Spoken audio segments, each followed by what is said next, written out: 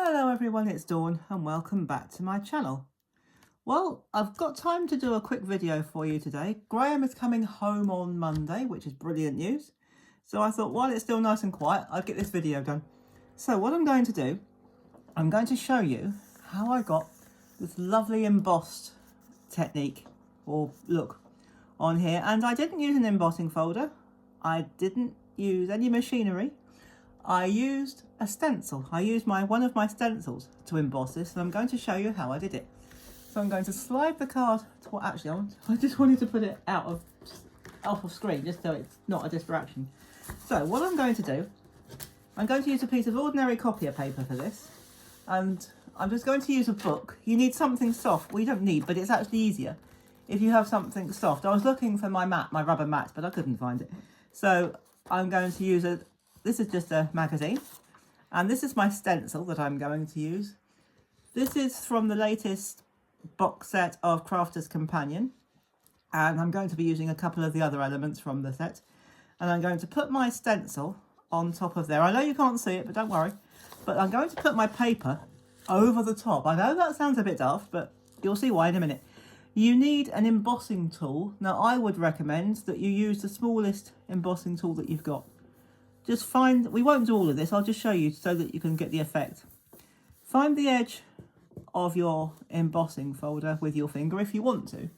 You could press it down so that it just pops through like that. I don't know if you can see that, but I can see it from here. Yeah, you should be able to just about see that. So what you do, you find the edge of your embossing folder, and then you just rub like that. And as if by magic, your embossing magically appears. So we won't do the whole folder or the whole image because it does take a little, it doesn't take that long, but it does take a little bit of time. So you just rub. I'm rubbing, although this is copier paper, I'm actually rubbing quite hard. I'm not digging into it because as it is only copier paper, digging into it would probably tear it, but it does help if you have something soft. So a magazine or ideally a rubber mat, but I'm using a magazine or a soft book. So anything like that. So once you've gone over all of your image, I'll just do a little bit more because it's so much fun watching it appear. So I'll just do a little bit more and then we'll stop because it really is fun watching it appear. So once you've done that, I'm going to stop there. I'd love to finish, and then I'm going to turn it over, pop the magazine to one side, and then you've got your embossed image, your raised image, or you could use the debossed side if you wanted to. I'm going to use the embossed side, so I'm going to pop that up there. Actually, what I am going to do is just bring the stencil back a bit. Now, I'm going to bring my card in. This is going to be a Christmas card. Now, to put the Christmas trees, I found this little Christmas punch. I got it last year actually. I think I got it in the works. They had a basket of little Christmas punches, paper punches, and I used this with some gold mirror card, and I just punched out as many as I thought I needed, and I've stuck them down with some runner tape. And so we're just going to very quickly finish this card so that you can see what this lovely embossed panel looks like. Now what I did, I cut it out and I left about a quarter to half an inch all the way around, because if you put glue on the underside and press down, you're going to lose that embossed image. So I left a border of about a quarter to half an inch and then stuck it down on the outside so there's no adhesive in the middle. So all I'm going to do is finish this off very quickly. I'm going to use some of the elements that came with it. I just backed it onto some gold mirror card so that it goes nicely with my little Christmas trees. And I'm going to take the backing tape off. Should have done this before I started, but it shouldn't take long. But never mind. She says hopefully.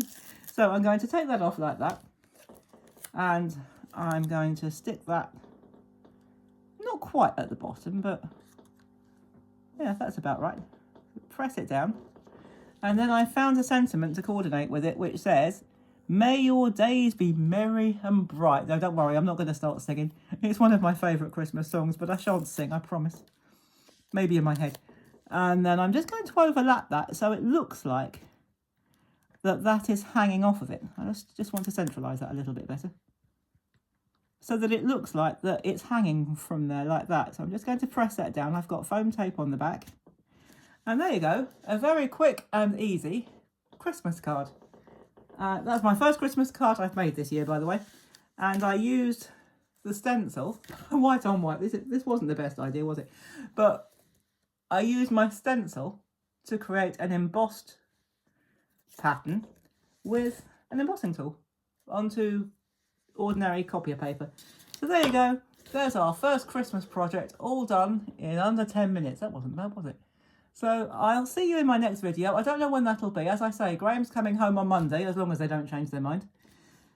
And I'll see you as soon as I can in my next video. And until then, thank you so much for watching. Have a fabulous weekend. Stay safe, have fun, and as always, happy crafting. Bye-bye for now.